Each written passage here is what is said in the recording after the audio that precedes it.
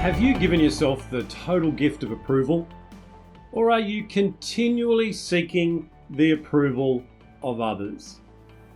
Hi, this is Grant Herbert, international influencer and sustainable performance coach, and today I want to continue our conversation around personal power by talking about removing the approval addiction. For many years in my own life, I cared way too much about what other people thought of me. And I went around being the person who needed to be liked, who needed to be approved of, who needed to be accepted by others. This led me to become a people pleaser, to work outside my boundaries, and to totally erode away any sense of my own true self. And over the next few weeks, I really want to give you the benefit of my experience, not only in my own life, but working with thousands of people around the world who have this exact same challenge. And I want to help you to overcome the approval addiction. You see, an approval addiction is just like any other addiction. It says, I cannot go a day without getting it. I need that. If I don't have that approval, then I'm not whole. I'm not able to go through my day and go, hey, that was a great day. So in subconscious and conscious ways, we go around looking for things that we can do so that people can approve of us. Now, there's nothing wrong with getting approval from others. It's a good thing. It's a part of life. Being affirmed and knowing that people value you, that's a great thing. But when it becomes the motive for everything that we do, that's when the problems arise. You may or may not have seen me talk about before what I call the performance trap. And that is where we perform on a daily basis to get the approval externally from other people. So our whole motive for doing the performance is clouded in this need for approval. You know, I see people like speakers, for example, or people who need to present in front of people. They are challenged and fearful of doing it, and indeed stumble as they are doing it because of this approval addiction. You see, the reason that we get up on a stage is to impart and inspire to others. Therefore, our focus needs to be on others. Yet, when we get up there with a need to be approved of, to be good enough, to belong, to be liked and loved, those three universal fears, then our focus is on what we don't have. Our focus is on the internal. So we start looking inwards instead of looking outwards. And that's just one example. So even though our motive is to do our best job so that we get that approval, it's actually counterproductive. It actually creates exactly the opposite, because it creates a state within us of overwhelm, of doubt, of fear, of anxiety, and the negative effect of those emotions and us feeling that is apparent in the actual performance. So what we set out to get, we didn't get. And then what happens is over and over, we try to do our best so that you will like me and you approve of me, but I'm not getting the approval. So instead of changing the strategy, what we can do is we can allow that evidence that we're getting to further erode how we feel about ourselves. So let me help you to understand how to change from performing to get approval to operating in a way that's going to empower you to be the best version of you. You know, when I found this out, when I was introduced to this concept, I've tweaked and massaged over the years and worked with many people with, it changed my life. And let me tell you, it changed it for the better. No longer was I getting up every day needing to get your approval. You know, it's like this video right now. It is not perfect, and it's never going to be perfect because I'm not doing these with a videographer, you know, with all the bells and whistles, and I've got the few lighting challenges and whatever, and my team will fix those up in post-production probably. But it's not about my performance. It's about what you can take from it. It's about what I can inspire you with.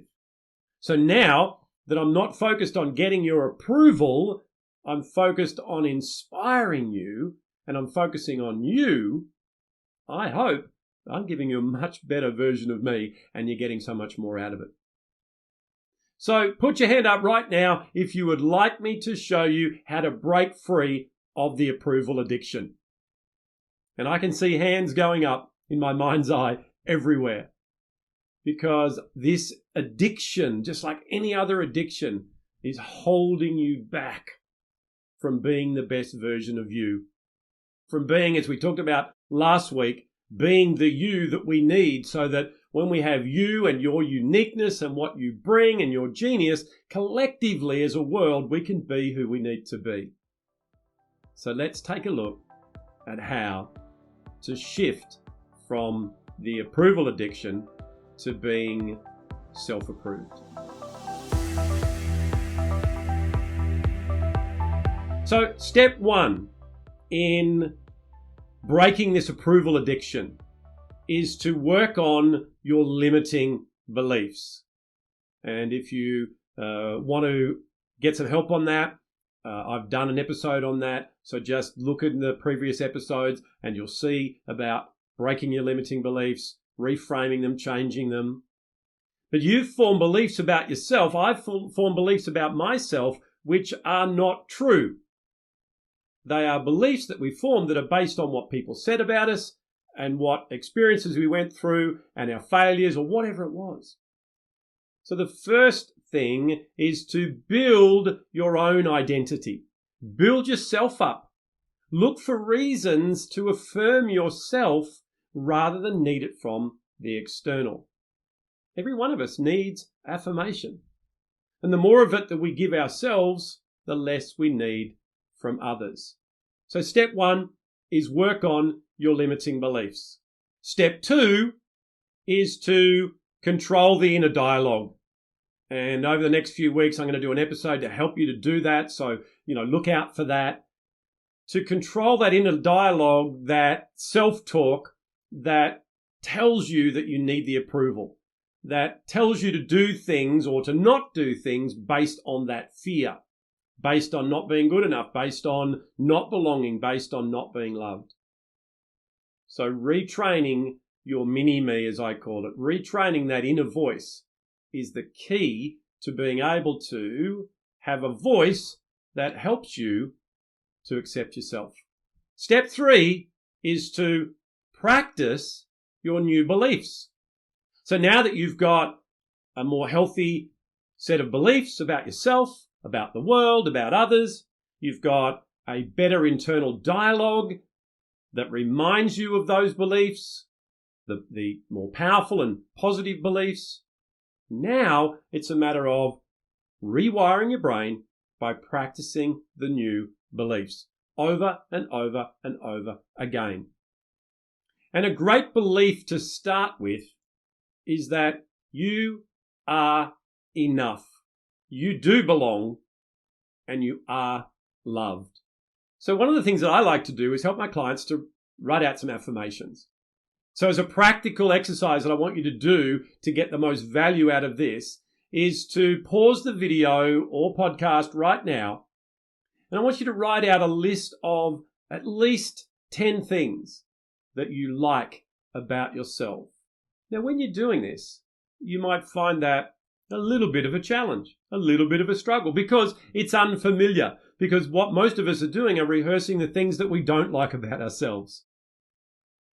So as you're doing it, I want you to have the thought and put it straight to paper. Otherwise, that internal voice is going to steal it from you and go, no, that's not true. Who do you think you're kidding? Just stay in your logical brain and put something down that you like about yourself. This was a big challenge for me. I worked on this. This took some help. I had to actually get an external coach to pull these things out of me. And my first list, about 90% of them, I didn't believe them, but I practiced them anyway. Because what we can do is we can rewire our brain and we can trick it with future things that we're moving towards by stating them in the present. So, for example, if you're someone who has a skill that isn't quite yet where you want it to be, instead of saying, oh, look, I'm not good at doing videos, what I could say instead is I'm getting better every time I do a video. So it's a moving towards what we want. If you want to really get the benefit, you could go, I am great at doing videos. And even though it may not be totally true right now, it's an empowering affirmation for you to move towards. So there's some tips, hopefully, that will help you to break free of this approval addiction. Now, it's not going to happen overnight because you have a pattern of belief and behavior that's gone on for many, many years. So it's a matter of practicing, repeating the new beliefs, the new behaviors, listening to what you say about yourself in the positive, that allows you then to have a new set of neural pathways that will be your new normal. So when you start having a negative thought, the positive one will jump straight in and take you where you need to go. So the approval addiction is about needing approval from others. What you do when you set it up, as we've just talked about, is you get to a position of self-approval. You see, a lot of times we go around wanting from others what we haven't given ourselves. And if you don't yet think that you're good enough, you don't yet think that you belong, and you don't yet love yourself, then it's an unrealistic expectation for you to get that from others. So all approval starts with yourself. You know, productivity trainers will tell you to delegate. And let me tell you, the only thing that you never want to delegate is approval. That's for you alone. Eleanor Roosevelt said it so well, what other people think of you is none of your business. And nobody can make you feel inferior without your consent. So approval addiction to self-approved is the next step in you developing your personal power. I'd love to get some feedback from you, whether you're on my YouTube channel, whether you're in my blog, or whether it's on the podcast, whether you're connected on social media in some way. Jump into the comments, get into the conversation. And I'd love to be here for you so that you can soundboard these new beliefs off me. And I'll come back and I'll answer those, every single one of those personally, because I really see the value in being able to help people to develop their personal power. Well, that's it from me for another week. Join me again next week when we'll continue this conversation around developing our personal power by learning how to remove our masks. I'll see you then.